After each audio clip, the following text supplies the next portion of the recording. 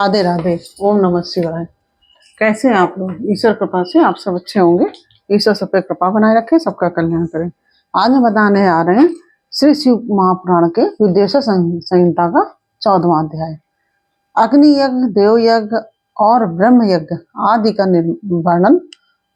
भगवान शिव के द्वारा सातों वारों का निर्माण तथा उनमें देवाराधन से विभिन्न प्रकार के फलों की प्राप्ति का कथन।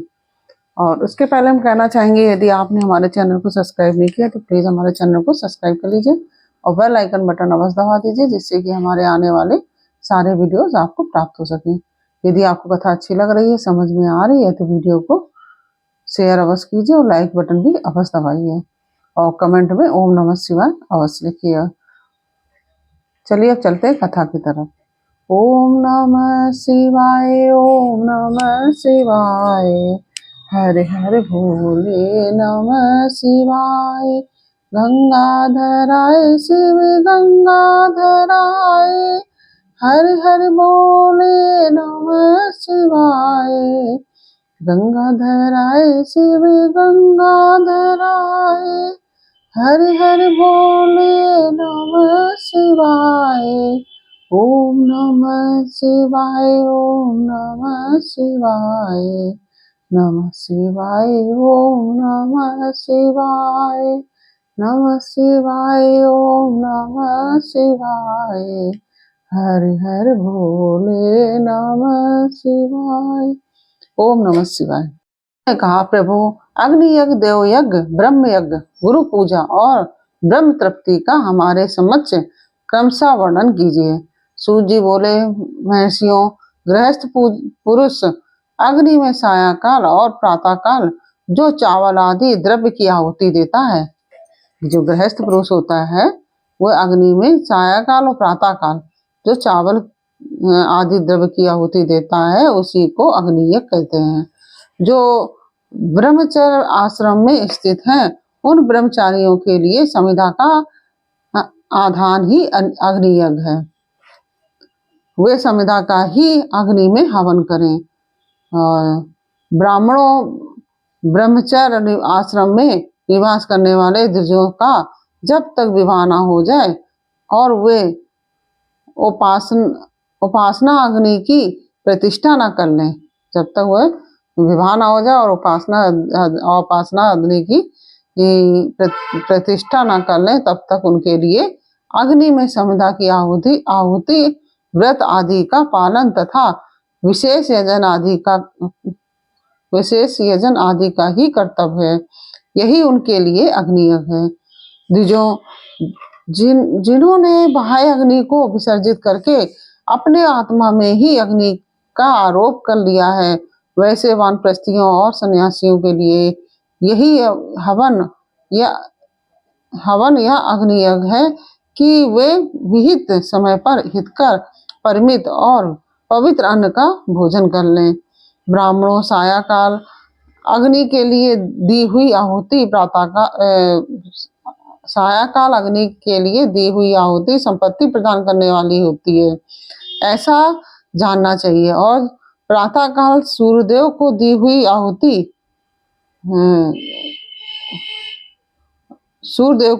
आहुति आयु की वृद्धि करने वाली होती है। यह बात अच्छी तरह समझ लेनी चाहिए। जो सायंकाल जो आहुति दी जाती है वह संपत्ति की प्रदान करने वाली होती है और जो सूर्यदेव को दी हुई आहुति आयु की वृद्धि करने वाली होती है। यह बात अच्छी तरह समझ लेनी चाहिए। दिन में अग्निदेव सूर्य में ही प्रविष्ट हो जाते हैं, अतः प्रातःकाल सूर्य को ही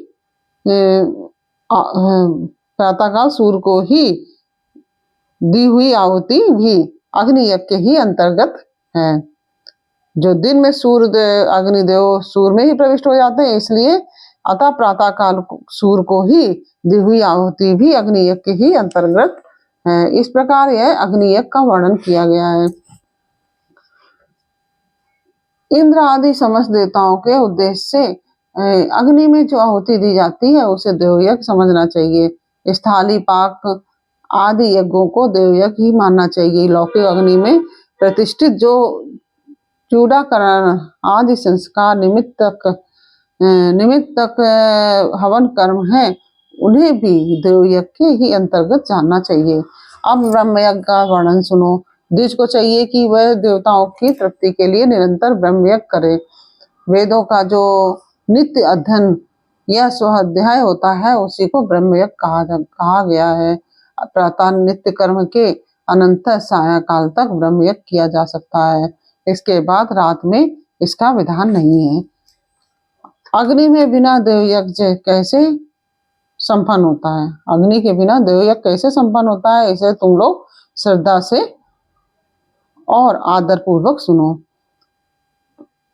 सृष्टि के आरंभ में सर्वज्ञ दयालु और सर्वसमर्थ महादेव जी ने समस्त लोगों के उपकार के लिए वारों की कल्पना की है। वे भगवान शिव संसार रूपी रोग को दूर करने के लिए वैद्य हैं, सबके ज्ञाता और समस्त औषधों के भी औषध हैं। उन भगवान ने पहले अपने वार की कल्पना की, जो आरोग्य प्रदान करने वाला है। तत्पश्चात अपनी माया शक्ति का वार बनाया, जो संपत्ति प्रदान करने वाला है। जन्म काल में दुर्गतिग्रस्त बालक की रक्षा के लिए उन्होंने कुमार के वार की कल्पना की। तत्पश्चात सर्वसमर्थ महादेव जी ने आलस और पाप की निवृत्ति तथा समस्त लोगों के हित करने की इच्छा से लोक रक्षक भगवान विष्णु का वार बनाया। इसके बाद सबके स्वामी भगवान शिव ने पुष्टि और रक्षा के लिए आयुकर्ता त्रिलोक सृष्टा परमेष्टि ब्रह्मा का आयुष कारक वार बनाया, जिससे संपूर्ण जगत के आयुष्य की सिद्धि हो सके। इसके बाद तीनों लोकों की वृद्धि के लिए पहले पूर्ण पाप की रचना हो जाने पर उनके करने वाले लोगों को शुभ अशुभ फल देने के लिए भगवान शिव ने इंद्र और यम के वारों का निर्माण किया है। ये दोनों वार क्रमशः भोग देने वाले तथा लोगों के मृत्यु भय को दूर करने वाले हैं।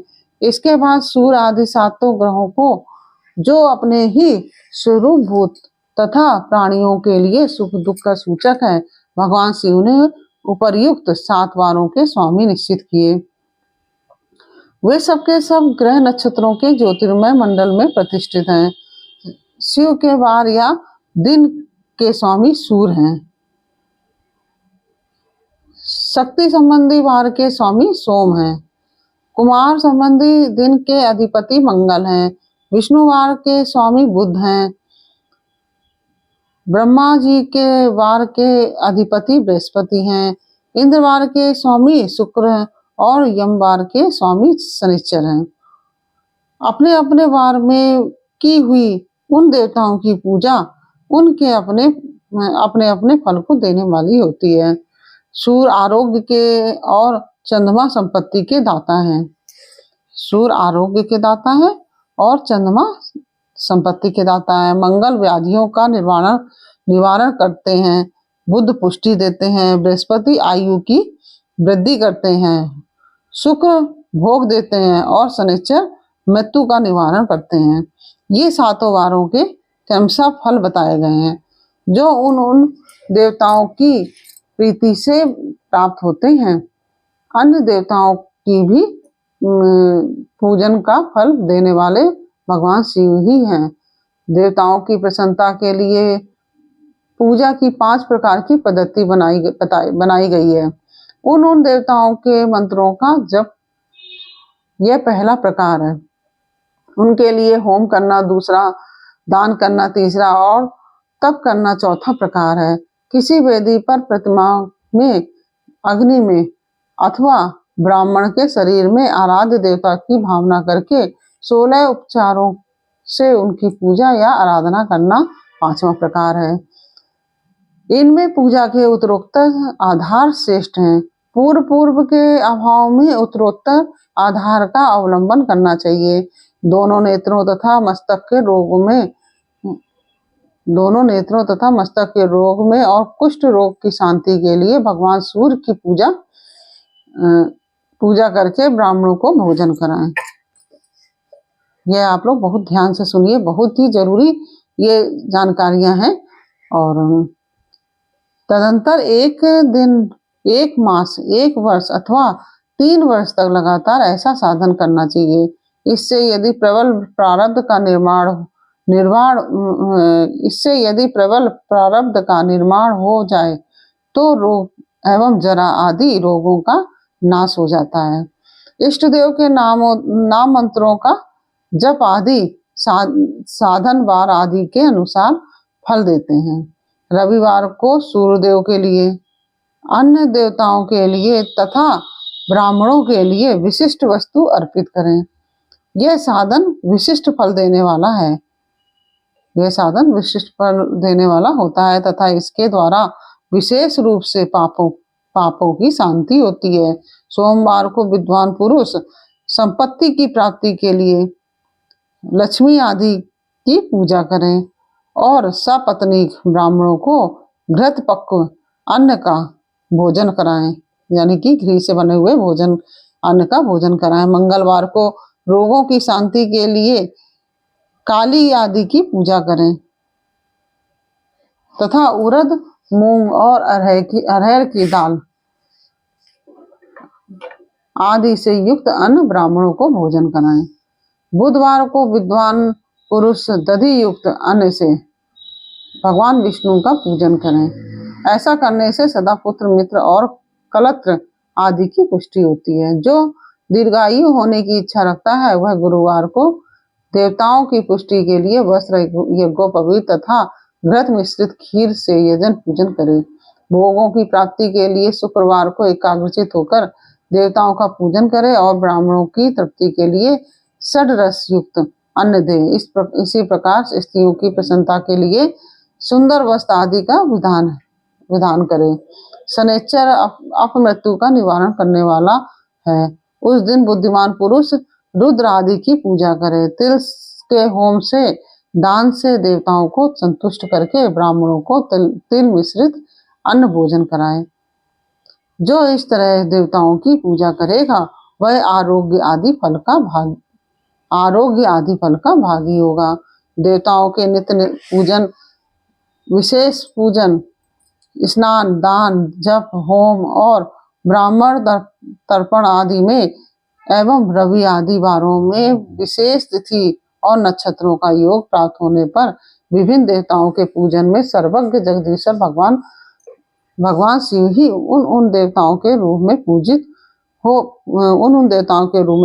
हो सब लोगों को आरोग्य आदि फल प्रदान करते हैं। देश, काल, पात्र, द्रव्य, श्रद्धा और लोक के अनुसार उनके तारतम्य क्रम का ध्यान रखते हुए महादेव जी आराधना करने वाले लोगों को आरोग्य आदि फल देते हैं। शुभ मांगलिक कर्म के आरंभ में और अशुभ अंत्येष्टि आदि कर्म के अंत में तथा जन्म नक्षत्र के आने पर गृहस्थ पुरुष अपने घर में आरोग्य आदि की समृद्धि के लिए सूर्य आदि ग्रहों का पूजन करे। इससे सिद्ध है कि देवताओं का यजन संपूर्ण अभीष्ट वस्तुओं को देने वाला है। ब्राह्मणों को देव यजन कर्म वैदिक मंत्र के साथ होना चाहिए। यहाँ ब्राह्मण शब्द क्षत्रिय और वैश्य का भी उपलक्षण है।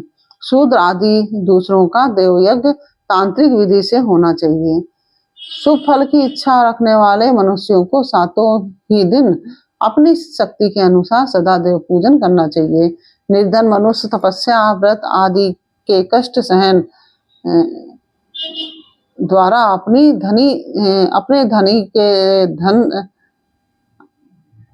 निर्धन मनुष्य तपस्या, व्रत आदि के कष्ट सहन द्वारा और धन के द्वारा देवताओं की आराधना करें। वह बार बार श्रद्धा पूर्वक इस तरह के धर्म का अनुष्ठान करता है और बारंबार पूर्ण लोकों में नाना प्रकार के फल भोग कर पुनः इस पृथ्वी पर जन्म ग्रहण करता है। धनवान पुरुष सदा भोग सिद्धि के लिए मार्ग में वृक्ष आदि लगाकर लोगों के लिए छाया की व्यवस्था करे। जलाशय, कुआं, बावली और पोखरे बनवाए, वेद शास्त्रों की प्रतिष्ठा के लिए पाठशाला का निर्माण करे तथा अन्य प्रकार से भी धर्म का संग्रह करता रहे। धनी को यह सब कार्य सदा ही करते रहना चाहिए। समयानुसार पूर्ण कर्मों के परिपाक से अंतःकरण शुद्ध होने पर ज्ञान की सिद्धि हो जाती है। जो इस अध्याय को सुनता है, पढ़ता है अथवा सुनने की व्यवस्था करता है, उसे देवयज्ञ का फल प्राप्त होता है। इस प्रकार से 14वां अध्याय पूर्ण हुआ। यह अध्याय आपको कैसा लगा, ये हमें कमेंट बॉक्स में अवश्य बताइए। अच्छा लगा हो तो वीडियो को लाइक शेयर अवश्य कीजिए और कमेंट में ओम नमः शिवाय अवश्य लिखिए। और यदि आपने हमारे चैनल को सब्सक्राइब नहीं किया है तो प्लीज हमारे चैनल को सब्सक्राइब कर लीजिए और बेल आइकन बटन अवश्य दबा दीजिए, जिससे कि हमारे आने वाले सारे वीडियोस आपको प्राप्त हो सकें। फिर मिलते हैं आपसे अगले अध्याय के साथ अगले वीडियो में। तब तक के लिए ओम नमः शिवाय। राधे राधे।